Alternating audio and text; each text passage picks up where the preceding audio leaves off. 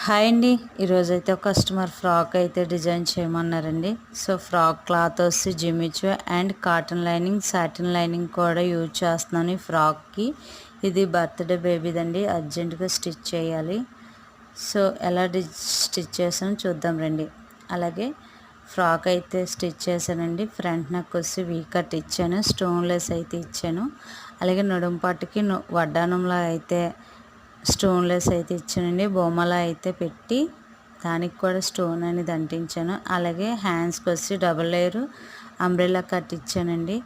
కింద అంచులు వచ్చి జిగ్జా అయితే చేశాను. సో హ్యాండ్స్ అయితే బటర్ఫ్లై లాగా చాలా బాగున్నాయి. అలాగే కింద పార్ట్ వచ్చి గేరా అనేది చాలా ఎక్కువ వచ్చిందండి. ఆ కింద అంచులకి వైరింగ్ జిగ్జా అనేది చేశాను. సో వైరింగ్ జిగ్జా అనేది నేను ఫస్ట్ టైం చేశాను, అయినా చాలా నీట్గా ఫినిషింగ్ కూడా చాలా బాగుందండి. ఫ్రాక్ అయితే చాలా ప్రజెంటేషన్ కస్టమర్ కూడా చూసి ఏమంటారో చూడాలి. సో బ్యాక్ నెక్ వచ్చి పలకల మీద ఇచ్చానండి, బ్యాక్ ఓపెన్ ఇచ్చాను.